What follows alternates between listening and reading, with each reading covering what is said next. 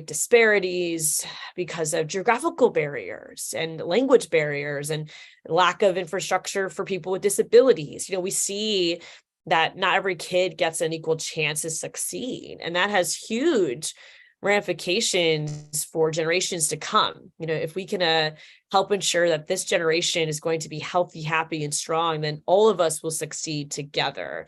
So I think for me, it's a foundational understanding of what it's like to grow up with no money, what it's like to struggle financially, to also go through a sick parent, and what it's like to lose the parent. And those are some of the motivating factors of my own lived experiences that push me to run for office in the first place, and to really center on issues that impact our families, that impact our children, and in the context of public education, academic freedom, to also want to create an environment where people can be themselves, they can learn about unique and diverse perspectives, and that they're supported and safe in doing that versus the climate we see today. Yeah. That you spoke to it so well, Anna. That is the power of public education, and that's always really what's attracted to me to being someone who stands on the side of a robust public education in a democratic society. I mean, it is critical to provide young people opportunities to learn, because you see that spark happen with young people when they learn about a historical event and learn something new about it, a detail, a way to solve a math problem, a scientific problem that sparks their interest, and they get inspired to go work in that field. And it really is schools, more so than really any other institution, are places that we entrust children, we entrust young people, we expect them to uphold certain common civic virtues and really just be these potentially wonderful places. And they're places of common socialization where people can come together across difference, can and should and must be able to disagree, be able to explore different ideas, be able to play devil's advocate, to look at a problem from multiple sides. I fear very much the ways in which all of that we traditionally associate with a strong, robust education is being undermined right now. And so, it is true, too often children are an afterthought, but what it is that we provide children is going to make such a difference to, the teenagers that they're going to be able to become, the college, the college students that they're going to be after that, and then the upcoming workforce. And so, we're talking about a situation right now where, for the first time, I think really in probably half a century, in American schools, we are talking about, students and families who feel in many ways free to express themselves, open about who they are, wanting to explore new narratives of American history, wanting to see new stories that maybe hadn't been told before, new books. And in response to that, now we're living through just this incredible, breathtaking effort at suppressing that, at kind of, pushing that away, at silencing that freedom, that liberty, that expression, that openness, that dialogue, that diversity. And we know that the potential of learning in schools, the potential for an impactful, inspiring education is somewhat limitless. And so it's really critical that more and more people stand up on the side of public education. It doesn't mean you have to agree with every lesson or every book or the way that everything is structured in schools. It means that at the end of the day, you are willing to stand behind the idea of public education, the idea of professional expertise among teachers and librarians, and recognize that there are ways in which we can solve these problems, and there are ways in which it makes no sense to try to solve them, because you're just going to run roughshod over the institution. Yeah, no, absolutely. And I love that you both have in your opening kind of said really centered kids in this conversation. It's unbelievable to me sometimes when we talk about something like education, which is a children's issue, right? And yet oftentimes people really center it on the conversation on what do the adults think, and certainly those that matters in a big way, but the kids are often sort of an afterthought. Jonathan, I would love to hear your how did you what brought you to being such an awesome advocate on kids' issues too? Well, I had originally always planned on being a teacher. That was the first dream before I wanted to. After that, I pursued a PhD and worked on the idea of improving academic teaching in universities. And from there, I've kind of transitioned into this role being a human rights advocate for the power of public education. And I work across K-12 and academic freedom issues in higher education. But really, it stems from my own, I would say, interest in the power of learning, the power of reading, the power of questioning. I think I've always been very hungry and been somewhat interested in many areas of information myself. So, I see the power of a good book to really change the way you think about the world. No, that's awesome. So Representative Eskamani and Jonathan, I would love for you guys to kind of give the audience a little bit of a what's happening right now, and particularly for you, Representative Eskamani. I mean, you're at ground zero, and so what's happening right now in Florida, and what are some of the things you're seeing, and also, like, in addition to the negative, like what I do think we're beginning to make a lot of progress, and so what are your thoughts on that, and how are we succeeding in sort of to the pushback on some of the attacks on schools with respect to things like book banning and anti-LGBTQ and all the stuff that's going on. So yeah, absolutely. Well, I just want to echo one of the points that Jonathan made too around public education being that equalizer. And I think that's why public education has always been a priority for me, because it does have the power to change lives. We see it every single day. I'm a living example of that. But only if you allow it to, right? Only if you create environments where our kids can have exposure, different experiences and identities. And it's very empowering to pick up a book and be able to relate to the lead character, right? One of the books that really impacted my life in a transformational way was a chapter book I found in the 99-cent bargain bin at my 8th grade book fair. And this was a book that is called Girl Hearts, and the main character loses her mom. And this was a time where my mom was getting very sick. And just the ability for me to read that story, was very charismatic. It prepared me to look at the reality of losing a parent, and it helped me grieve. It helped me go through that experience. And so books are just so life-changing, and also, of course, help you be more critical thinkers and independent, and being able to process information quickly thanks to literature is also just an important skill for any adult to have. So with that said, coming to ground zero here in Florida, things are pretty tough. We have a legislature that has basically created a facade, right? Like, this is a legislature that says that they want to protect academic freedom. They want to protect, I should say, freedom of speech, and they want to respect, parents' rights. And yet the policies that we see not only erode academic freedom and freedom of speech, but also ignore the voices of the majority of parents. We have a situation in Central Florida in Seminole County where, because one mom complained, the school board is allowing for a small section of their high school yearbook that talks about LGBTQ plus students to be removed because of one parent, right? Compared to the majority in the school who don't care. And if anything, think it's important to for high school students to identify themselves in their yearbook. But that's the status of where we are. The legislature has created a book banning process where one individual can hold up an entire school, let alone entire school district's access to that literature. And on top of all of that, you have a lot of disinformation coming from those in the state to use other types of communication tactics and fear tactics to just confuse voters and, of course, conflate different types of issues with literature.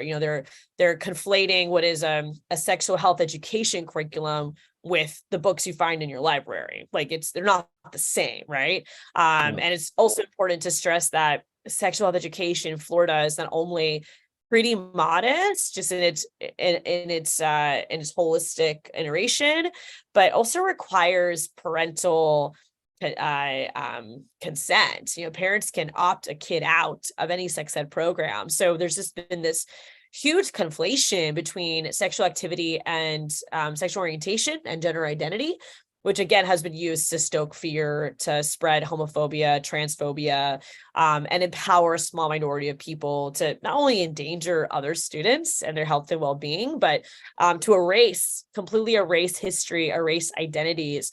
And the sad part about the fight in Florida is that it doesn't stop at K to 12. It has also gone into higher education with House Bill 999, Senate Bill 266, which is legislation that will insert partisanship into general education classes, ban all DI programs, alongside many other efforts to suppress academic freedom in the collegial environment. Now, to the question of, things to be optimistic about, I agree with you. It's always important to talk about, what gives us hope. But I will say that more and more Floridians have been speaking out against these proposals. That example I mentioned of the Seminole County yearbook at Lyman High School. There was a school board meeting last week that was packed with parents and students and community members voicing support for LGBTQ plus students and opposition to removing pages from a yearbook.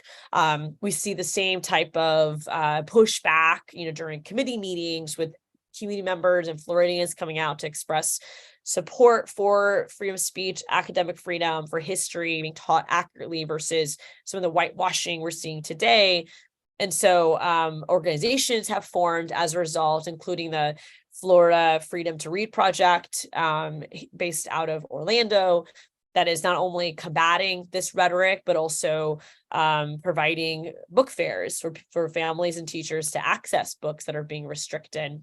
Last point I'll make too is, lawmakers play a big role in this, even though I'm in the minority. I have the bully pulpit. I also have direct access to different state agencies. So this morning I sent an email to the Florida Department of Education as they had a rulemaking meeting last week where, of course, by coincidence, I suppose, the video link did not work, despite the fact that, many family members and educators and concerned citizens wanted to watch this Board of Education meeting. They could not. And so I emailed the department and asked for a link for the recording, as all these meetings are supposed to be publicly accessible. So, we're also doing what we can to hold the line and kind of amplify, access to this information so that we can also make informed decisions about governments and about who represents us. Yeah. Well, thank you. Jonathan, what about you? What are you seeing? Like, you guys have your finger on the pulse of, all these things that are going on across the country. And so what's your latest analysis, and is there good news on the horizon? Well, I don't know if it's good news. What I'll say is this, we are living through a monumental moment. And I think what's most shocking to me as somebody who has essentially been living and breathing stories of educational censorship for almost 2 years now from across the country. There's definitely been that kind of increasing share of the pie that comes from Florida, unquestionable.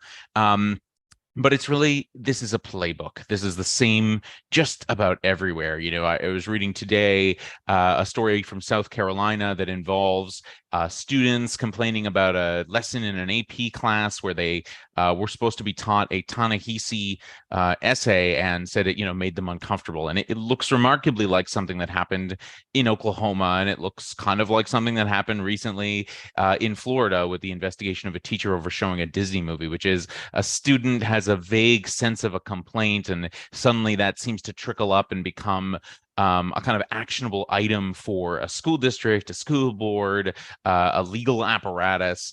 And, the answer to all of this is not that we can't have disagreements and have conversations and discuss, how we run schools in our society, but it's that the channels for that are essentially being overrun by whatever, a kind of like open season on complaints. So you have situations where there's no light between what might actually be a reasonable complaint or discussion that is to be had about a topic, a lesson, etc., compared to a group of people who are actually trying to stop everybody else from learning about certain content. And time and again, you see these sort of moments where somebody might be able to compromise, say, okay, we're going to allow you to opt your kid out of that lesson, or maybe, you know, you will make a separate lesson if you really don't feel like you should be able to you don't want your kid to learn this content. And I think there's a whole question about that from a children's and students' rights perspective, which is, you know, philosophically interesting and, you know, open to debate and discuss it itself.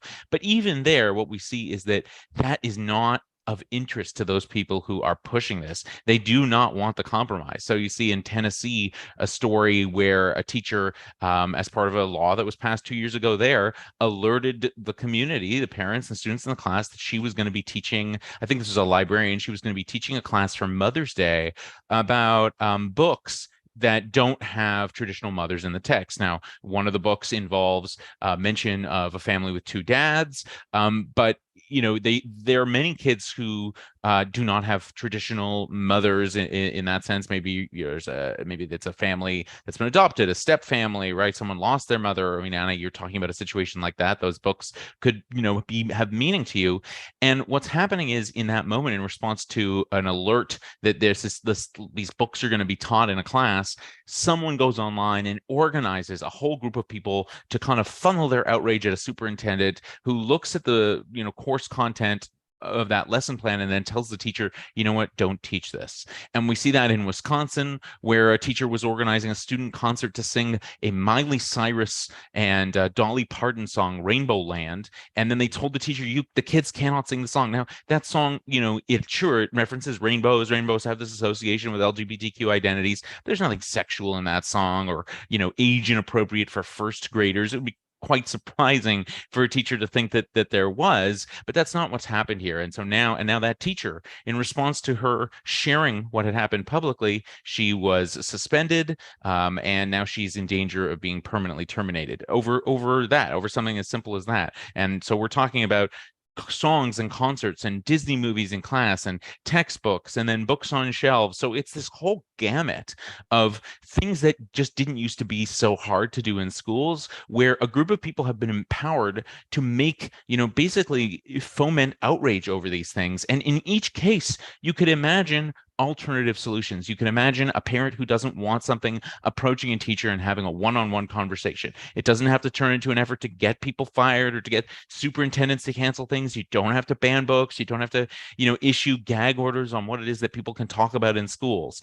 And what's happening as a result of that climate is everyone is stepping back from anything even remotely controversial. So everyone is increasingly aware and doubting what it is that they can talk about with students. Students ask a question and a teacher feels that the answer might get them in trouble. They're just not going to answer it. Maybe they used to teach about civil rights. Now, you know, this is a true story. Someone told me they used to take kids to the Civil Rights Museum in Tennessee. Now that field trip doesn't happen anymore. Instead, they take the kids to a baseball game because, you know, it's not controversial, let's say. And that sounds shocking, doesn't it? That's a real story. And that's the kind of choice and kind of story that's happening all over the country. And so when you see that, when you think about the level on which that's happening all over the country, all over Florida, all over many states now, you really have to wonder about students and what is the quality of education that they're going to be getting. Because this isn't about, you know, so much the media right now, you know, a book, if it's a book people know, if it's, you know, Mouse or The Handmaid's Tale or The Bluest Eye, it's a book people read, it's a book they know, they're getting upset about it. If it's a book they don't know, honestly, it doesn't make as much news. But none of this is about any one book in any one school district. This is about that chilling climate. And that chilling climate is extending far beyond the school districts where particular books have been an issue. It is now at this point impacting really just about every school in the country. Yeah, absolutely. Well, last week also, I think we saw that there was a pretty serious confrontation in Glendale in California at a school board meeting. And one of the groups who is a national group pushing the book bans and all the stuff that we're saying started in Florida, tweeted something to the effect of that confronting people and even fighting is an acceptable thing. And it just struck me that kids are like, seem to me to be way ahead of all of us, all the adults in this, and that In that case, it was a question around Pride Month, and knowing my kids and other people, I would think that 98% of kids are like totally on board, happy with it. They're there to support their fellow students, and then it's kind of this crazy thing where it's the adults that are acting poorly and incentivizing violence and fighting. And again, it's sort of the afterthought, right? This is not what kids want. This is not what kids need. So what are some of the things you both might recommend? Like, what I do see that like kids are standing up for themselves too, and then also we're beginning to see really the parents who. Vast majority of parents do oppose book bans. There's polling that shows that less than 20% of Americans support these movements. So what are the roles that parents, teachers, but students themselves can play in really kind of pushing back on this? We're seeing students successfully getting books put back into the libraries and stuff like that. So just curious, what are y'all's thoughts, and what things are you seeing happening? Well, there definitely has been a grassroots effort, and of course, support of national partners like Pen America and others who are, providing the data to help, right? Because I think it's so important for people to understand the magnitude of this. And something that the far right has been very good at is, of course, deflection, distraction, and also disinformation. We've had our governor, Ron DeSantis, now running for president, call book banning a hoax. Meanwhile, we actively see books being removed from schools. I mean, it's shocking to me, but that's why you need the receipts, you need the records, and organizations like Pen America help us with that. I referenced y'all's resources and links all the time, and share with concerned parents who are asking me, how many books have been restricted, what are they, and to give them the information to then take action, because knowledge is power, which is why they're trying to eliminate this literature and go after even math textbooks. I mean, that's what, this really has no bounds. Like here in the state of Florida, we have math textbooks that are being deemed too woke because they talk about an example of racial dynamics in a statistical question, right? Which is so important for us to understand health disparities and other types of issues that intersect with community demographics. That is now apparently inappropriate, for a classroom setting. So providing, I think, families with the facts, sharing it in a very easy to digest and shareable content is really important.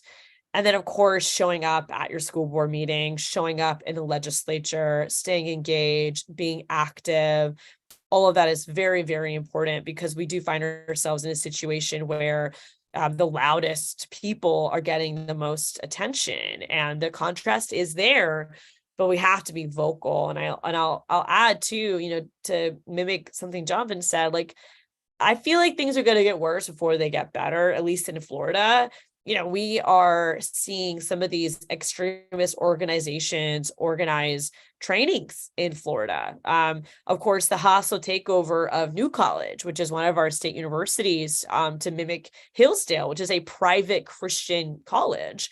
That is purely designed to try to build a pipeline of more hyper conservative, censoring individuals who, again, want to create an environment where only their speech is the appropriate speech. And I'm reminded of some points that we made on the House floor in the context of the attacks on academic freedom in higher education, right? This notion of if you care about academic freedom, then you should create environments where all perspectives are heard, not cancel the perspectives you don't like. Like that does not support any type of freedom of speech. So I'm happy to have a conversation with anyone about what they might feel like is a censorship that maybe they feel like they're experiencing. Let's have that conversation.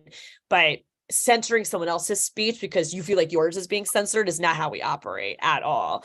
We should be encouraging everyone's freedom of speech, while also understanding separation of church and state. Like, this is the other dynamic that really kills me in the context of public education. Like, we're supposed to have separation of church and state. Public education is supposed to be an environment where students, regardless of their religious affiliation, all feel seen, supported, and are welcome. And we embrace that diversity. And so I'm also very concerned about just the privatization of public education and the shifting of public dollars towards private schools that have really no accountability in a state like Florida, but also, of course, unfortunately have histories of discriminating against students who have disabilities, against students who identify as LGBTQ plus. So that's a separate, but I would argue very relevant issue we have in our state, where we're siphoning away public money towards private, sometimes for-profit, religiously based schools that also create environments of censorship under the tab of public taxpayer dollars. Yeah, absolutely. I'll just say, there is, I think some of the most powerful testimony has come from student voices in these cases. When high school students get together and organize and are able to show that many students want to read a book. I think it was in Central York, Pennsylvania, where the students came out and they said to the school district removing one of these books, like, don't you trust us to read this book? We're 17, we're 18, we can read this book, we can encounter this content. We're going to encounter it in the real world. Some of us already are. And I think that's this false notion that if we somehow like remove a book, like Jodi Picoult's 19 Minutes was removed somewhere in Florida because committee members said they didn't like that it deals with a school shooting. That's part of in the book. And, it's just preposterous to me, the idea that you would remove a tool for people to understand, engage in a debate, learn about it, reflect upon it, an artistic kind of reflection of society. If getting rid of the book is not going to get rid of the problem, right? If anything, the book helps us to understand and tackle the problem. And if you're uncomfortable with that content and that topic, I think it's a gateway for you to get more active on that issue. And so I think the most important thing that people can do, though, right now really is, as Anna said, like, get involved in your communities. School boards are hyper local affairs. They are meant to reflect their communities. And it's unquestionable that this is being pushed by a very vocal minority. When you see that in the majority of cases, it's one individual who's, challenging an outsized number of books that they couldn't possibly have read, 200 books themselves in the past month and filled out all these challenge forms for these books. The objections that they're making about the books are relatively thin. The objections about the laws that are being broken, are being, the laws themselves are vague. The objections are vague. I think it's really critical that people who have a clear eye about what it is that schools are supposed to do are able to stand up for them. And that's, superintendents, that's school board members, that's parents as well, getting involved. And right now supporting those professionals who feel that they cannot speak out, the teachers and librarians, because everything that I'm hearing is that especially in Florida, people are going to be leaving these professions. And I think that was going to be a really difficult, group of experts to replace. Like, we're talking about just a whole generation of teachers lost because of, these culture war issues and because of this effort to censor them and frighten them. And it might actually work, right? You might actually intimidate people into other lines of work. Well, that's going to be a crisis for public education in Florida, on the horizon, and could very well be in other states. But I would say what people need to do is realize that, also you might not personally like a book. You may not personally feel like a topic should be taught at a certain age. You're allowed to have those sentiments. Absolutely. That's an opportunity for you to engage with the community on this. And I'd say, one of the most disappointing aspects of the current wave of legislation that's been pushed around the country. I mean, first of all, just the fact that we have to realize we have never before seen so many bills pushed in so many states that seek to censor schools, universities, colleges, public libraries, teachers, librarians, right? Like, these are knowledge professionals. These are people who are supposed to be trusted people in their communities, and they're being targeted with laws that are going to intimidate or criminalize their profession, their day-to-day work. And so what we need to do here, what we can realize is that none of these laws were written in any consultation with any of these groups. If the goal was to improve education, improve retention, improve literacy, improve young people, improve higher education, whatever it is, I am sure that most leaders in any of these sectors would be willing to sit down with any government when it comes to talking about public funds, efficiencies, effectiveness in pedagogy. But that's not what any of this is about. This is an effort to extend ideological control over schools that echoes the worst efforts that we saw, that we've seen tried in authoritarian countries. When you look for a parallel to the laws in Florida, you find Hungary, you find Russia, you find, scratch a little further, you probably find China. And the thing is, that is traditionally not what we associate with American democratic education. And though there's no question that we aren't living in those societies, there's no question that this isn't everywhere in the country. What I think many people in parts of the country are failing to understand is that for that group of people in those professions, in those states, they already feel like they're living through something worse than McCarthyism. No. I think both of you also, I think, very wisely pointed out that this is sort of bleeding up into higher education too. So now we're even censoring the conversations that adults have with other adults, right? Like it's pretty unbelievable that this is the moment we're sort of getting into, that particularly in places like higher ed, where that's sort of the whole point, is having freedom of thought and exploring different opinions, options, and thinking. But I do want to give you both an opportunity. Like I think, Jonathan, you've done a lot of work on sort of the issue around kind of this claim that that the book bans are a hoax, and you guys have documented it very well. And then also Representative Eskamani, if you want to respond to also on the teacher shortage, and so those implications as well. But I'll turn it back to you guys on that. Jonathan, if you want to deal with the sort of hoaxes. There's a lot of other I was just to add real quick, there's a lot of other externalities, to be aware of. And I think part of it is the teacher shortage. Florida has thousands of openings when it comes to teachers, and also anecdotally many friends and constituents who have left the field of education, and a part of it is because of the hyper polarization, the fact that teachers are feeling threatened to teach, to identify students that are diverse. And actually, Jonathan already alluded to this. It's just the notion that if I answer this student's question, I'll get in trouble, right? And so you're kind of putting teachers on eggshells every single day, who are already overworked, exhausted, don't make enough money to sustain themselves without getting another job. And it really is just so demoralizing. And again, these are professionals. These are folks that are college educated. They have an incredible level of experience. They're certified, teach in Florida, and yet they're in an environment where they're not valued and they're not supported. And so many of these policies, whether it is the book ban legislation, the don't say gay trans legislation, the just targeting of school board members, we have a union busting bill in Florida as well, and of course just the a heavy hand of state government. I've never seen a Republican administration brag about state control, right? I mean, usually these are the entities that want deregulation and they want local control, and they don't want to have a hand involved in everything. And yet it's been the opposite. We have a situation where a gay straight alliance organization, one of my high schools, after school, and wanted to host what would have been the third annual Donuts with the Drag Queen. And this is the third annual event. It's after school. It's with a drag queen. They have donuts. They talk. Like it's super, like just casual and nothing fancy, nothing controversial.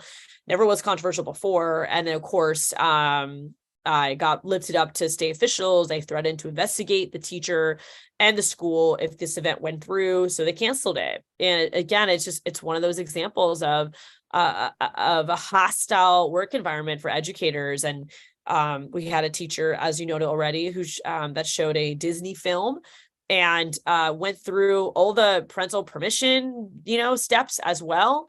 And they're being investigated right now. So if you have a choice of what profession to go, especially in this economy where workers do have more choices, teachers are making an intentional decision to not stay. And that has consequences for generations to come. That is creating a gap in the workforce. It is going to hurt our institutional knowledge, where which will then lead to students not getting a full rounded education. And it does set an uneven playing field in our ability to recruit and retain the best and brightest within the K-12 environment and the collegial environment. As I mentioned, these attacks don't stop with high school. We have seen them in Florida go into colleges as well. I mean, I think we have to recognize that there is a media element here that has, grown up over the past 3 or 4 years, where people don't want to believe certain media sources, where people want to believe what someone is saying rather than, stories they might hear in their communities. But the evidence of the chilling effect, the stories about, libraries being, shut down, or pictures of classroom shelves with no books on them, a group of 4 students who was interviewed in Duval, Florida, talking about how they could not get more sophisticated books on their classroom shelves. And I love this. One of them said, well, they let us get, these books, but they're too junior for us because we're advanced readers.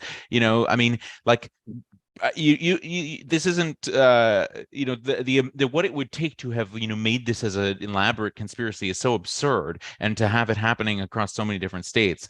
I'm heartened that things aren't worse, but the reality is that the responsibility here is to fight this at the root and to call out the efforts to remove books themselves, the efforts to pass these laws, the passage of these laws, which are having these just obviously intended effects. When you have a law that you could have written 6 different ways and you refuse to change it, like the first what's called the Don't Say Gay law in Florida, they had many opportunities and invitations to change that language, to sharpen it, to make it clearer about, is this about libraries, about classrooms, about exactly what is it about straight, is it about LGBTQ?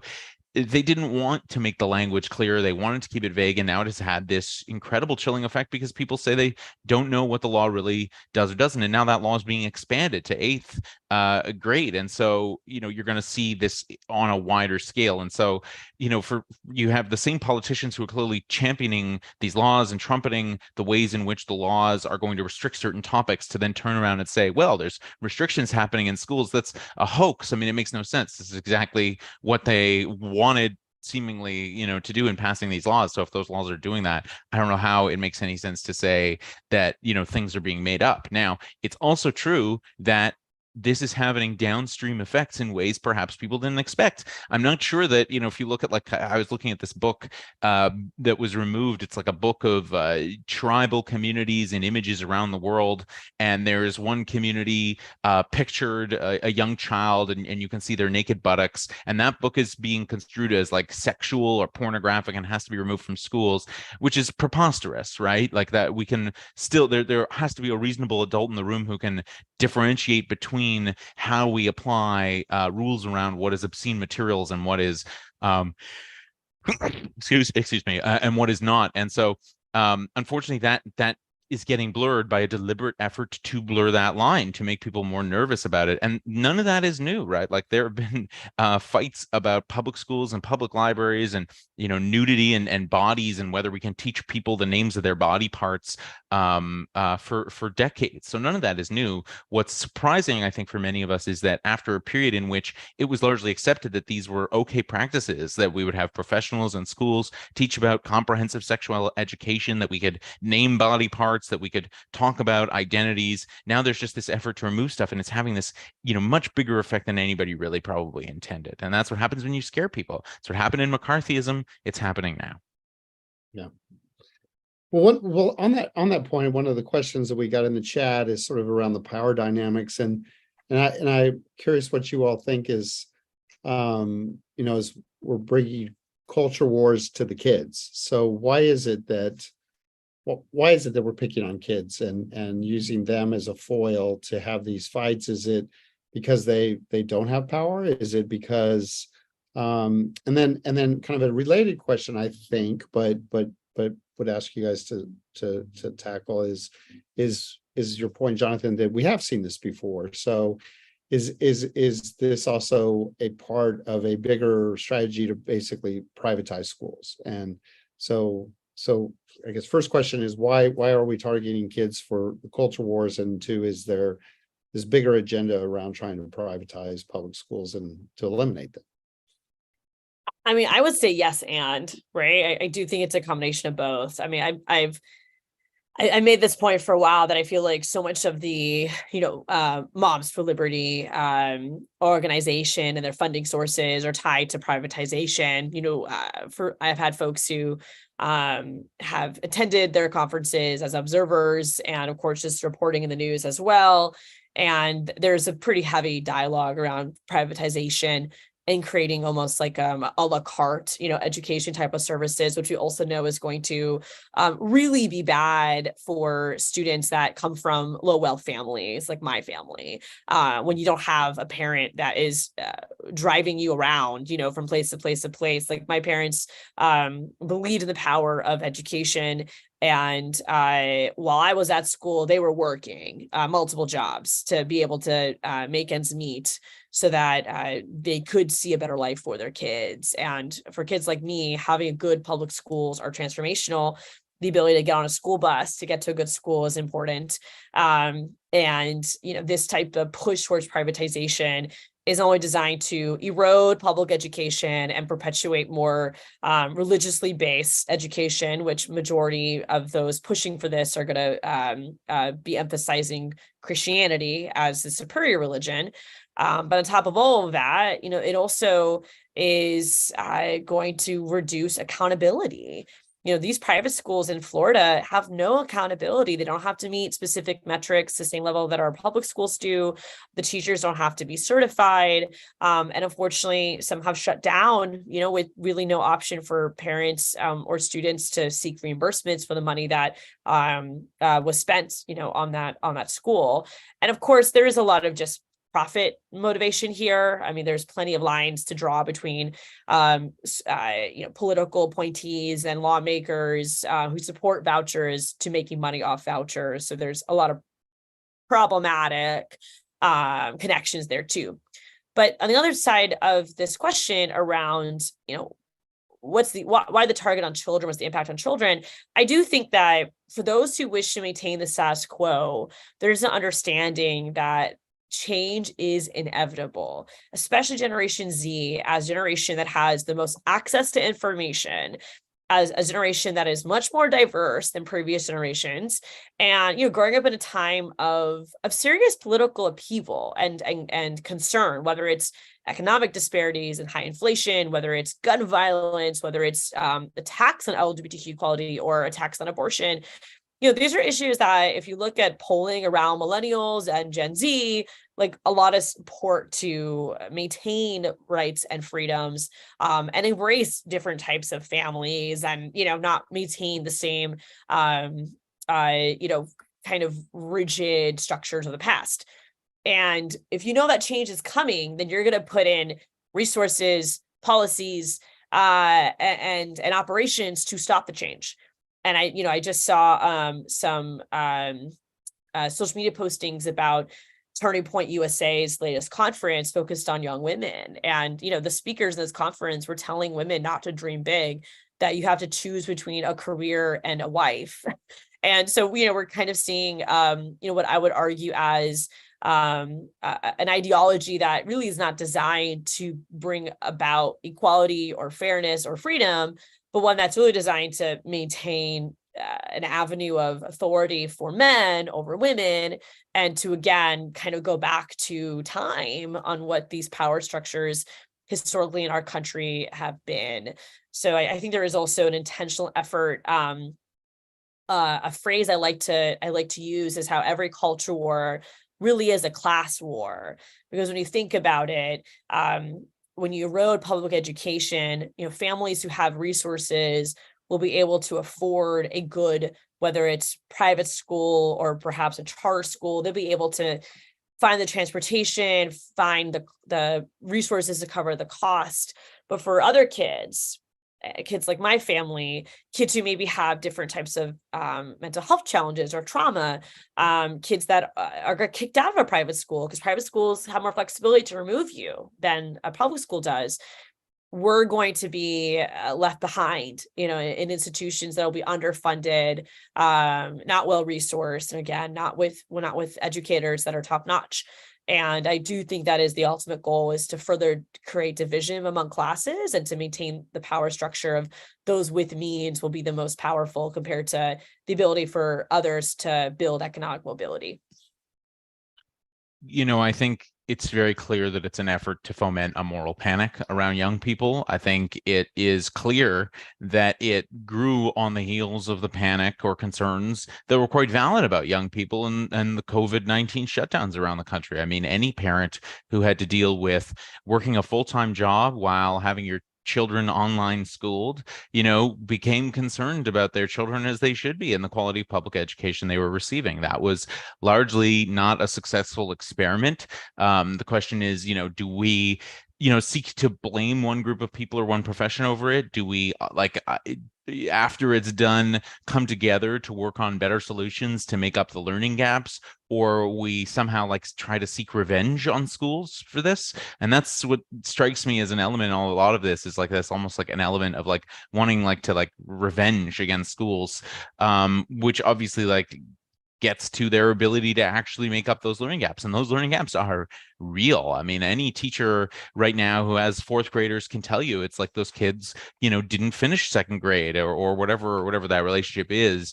And you start to, I think every parent also has a new appreciation for why each grade matters, right? How learning is supposed to be scaffolded. If you don't practice writing, I don't know, paragraphs for a year, you can't write a 5-page paper in the next school year the way that teacher expects you to. And so some of those, effects of this, the impacts of this on reading, on math, on writing, they are really being felt right now. And that's the issue we should be talking about in schools. How do we remedy that? How do we fix that? How do we adjust schooling so that we can accommodate students who came through this, very turbulent situation in different ways? Unfortunately, that's not what any school board is talking about right now. The school boards end up in these, long, deep discussions about, one word on one page in one book in their library. And it's not to say that we can't have a place for discussion of that, but a lot of this is taking up a great deal of energy right now that could be going into other things around schools and school boards. And so it is clearly an effort that's quite concerted to spread this kind of fear, to tell people, you see people challenging books in their schools that aren't actually in their school libraries. That happens time and again because it's not actually organic. This isn't a parent pulling a kid out of their kid's school bag. It's someone who found a book online and then goes to complain about it. And there have been news stories, a little bit less now, but there were news stories originally about some of the people who were challenging books. I remember one in Florida where she said, why were you challenging these seven books or so in the school district? She said, well, she went to an online webinar with a group, and at the end they asked for a volunteer to challenge the books. And even though she has no kids in that school district, God called on her to challenge these books through, as provided to her by some organization. And so that's where this challenge is coming from. And that school district, has to be able to deal with that. So that's, there's coordination, there's planning, there's an effort to replicate, and there's this effort to kind of seize on fear. And it is unfortunately working. It's very easy to seize on fear. It's easy when, the easiest kind is to target parents' fears about their children. In that sense, this feels like, the 1950s redone all over again. And I'm sure it's happened in other times in American history as well. And so, that it is very clear that there is this, desire to replicate the past. And you see it when you watch film clips of today versus film clips of people upset about books in school boards in the 1980s. They're saying almost the same thing. Sometimes, it's the same Judy Blume book that they're complaining about. And, 30, 40 years later, if people reading that book, society hasn't necessarily fallen apart entirely. And so I think there is a need to recognize the way in which this is being orchestrated, but also, that the solution cannot be that we never have any conversation about any of these issues. The solution has to be a kind of coming together and a kind of just lowering the tone of this, to bring people who are willing to be reasonable and seek compromise into the same room together.